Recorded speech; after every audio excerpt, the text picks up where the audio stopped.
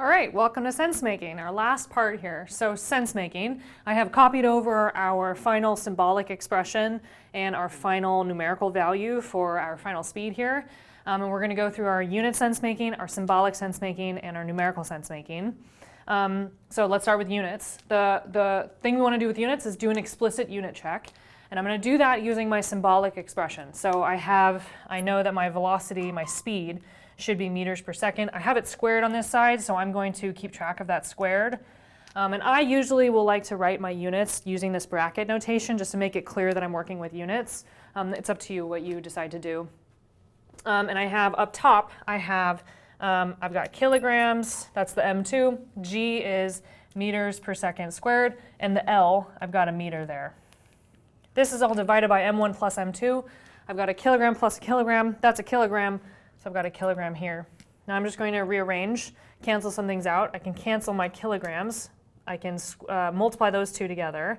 And I am left with, this is equal to meters squared per second squared, which is equal to the left-hand side. So that checks out. We have the right units. So that's a good sign. The next thing we want to do is do some numerical sense making. So I'm going to label this, let's say numbers.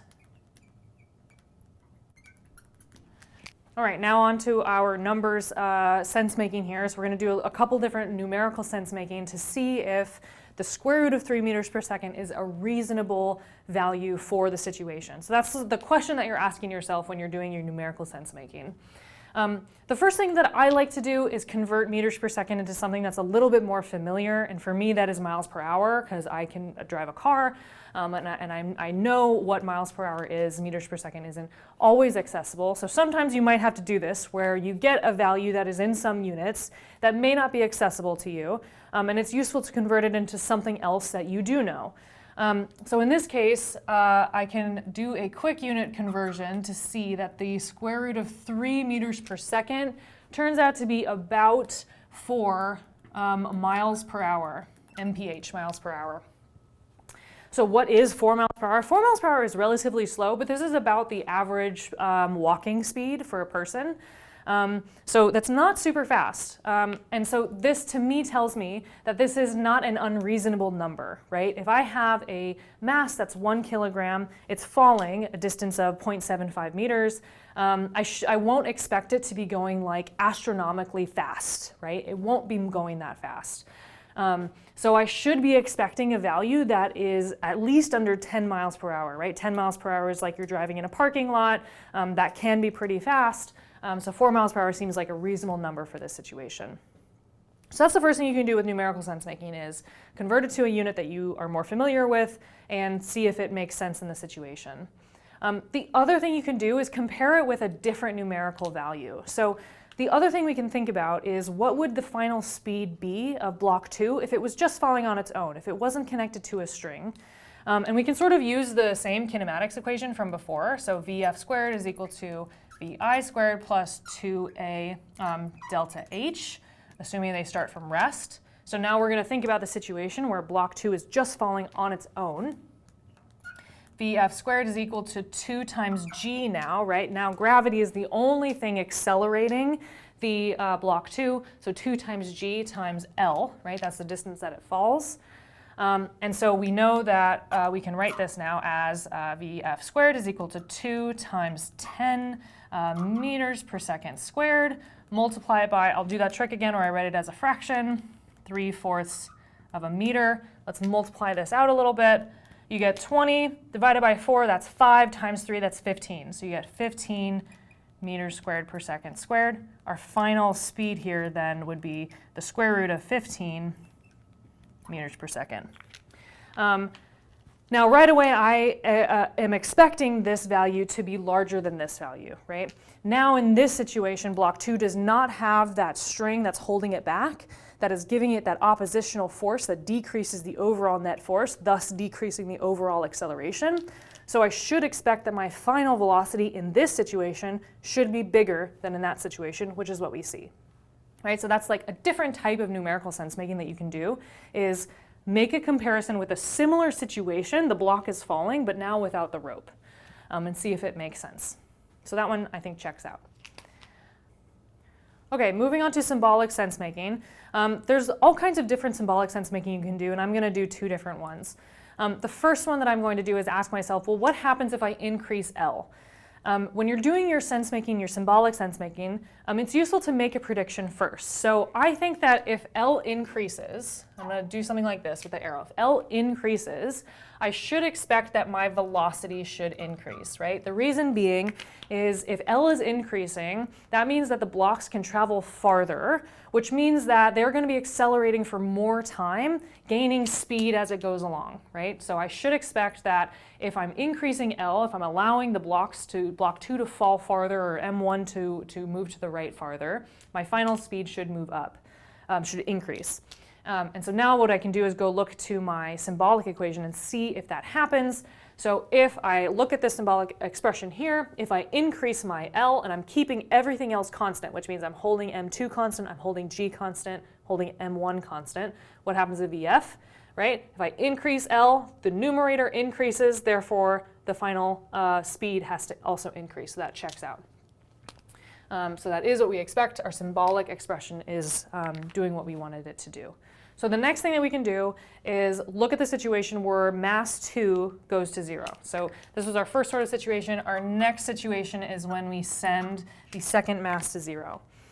So the first thing that you want to do when you're doing your symbolic sense making is do what we did before. Make a prediction about what you think will happen and physically why it's happening, and then see if your symbolic expression gives you what you expected.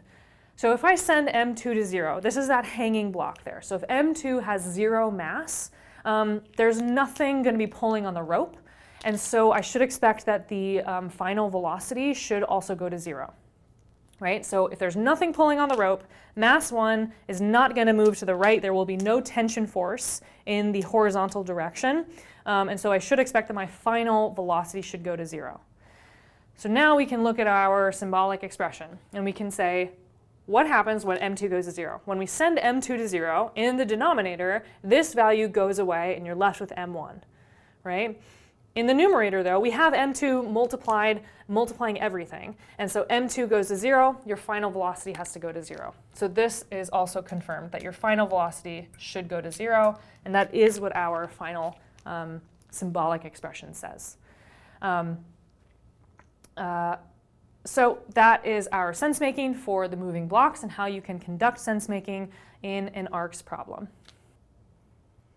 So there is one more way that you can do sense making, and that's using a different strategy. So if I use a different strategy to solve the problem and I get the same symbolic expression and the same numeric expression, numerical value, using a different tactic, that's also a good sign that I'm on the right track. So I solved this problem using forces. We can also solve this problem using energy. And the equations that you might need for this situation is the work-energy theorem, where your net external work, I'll write EXT there, is equal to the change in your energy. And I know that there's two types of energies that I'm dealing with in this problem, translational kinetic energy and gravitational potential energy, assuming that I put the Earth in my system. And so I have my kinetic energy is 1/2 mv squared, and my potential energy is mgh. Now in this situation, if I put my blocks in the system and I put Earth in the system and the string, then I won't have any net external work happening and my change in energy will be 0. So I'm working with energy conservation here. So I have my change in energy is equal to 0. This is telling me that my initial energy is equal to my final energy, right? So this is a really important step to make this connection between what is my work energy theorem and why can I say that energy is conserved. In this case, energy is conserved because none of the other forces, like the normal force from the table acting on mass 1, or even the gravitational force on the table on the gravitational force on mass 1, are not doing any external work. Therefore, I've got no external works and my change in energy is 0. So if I start with this, maybe I could say that I don't have any initial energy for block 1. Block 2 might start with some initial gravitational potential energy, and it will fall to 0 gravitational potential energy once it hits that value of L once it reaches that final destination. So that's my initial energy, is just the gravitational potential energy in the block. And my final energy is going to be, they're both moving, so I have 1/2 m1 times the velocity squared. This is my final velocity now, right? I'm thinking about that final moment. 1/2 mv squared, I've got that for both of them, 1/2 m2 v final squared. And then I don't have any gravitational potential energy left over because once I hit my final distance of L, my mass 2, I'm setting my 0 point to be 0 at when that final block reaches that distance L. Now all I need to do is rearrange and solve for the final velocity. So what I'll do here is multiply by 2. I can factor out the VF squared and divide by the sum of the masses. So I get 2 times m sub 2 GL divided by m1 plus m2. This is equal to my final velocity squared. And we see right away that we get the same answer in when I used forces and when I used energy. Right? So this is another way that you can do sense making when you are able to solve a problem in multiple different ways. This is a good tactic to take because you should arrive at the same answer no matter which method you take to solve the problem.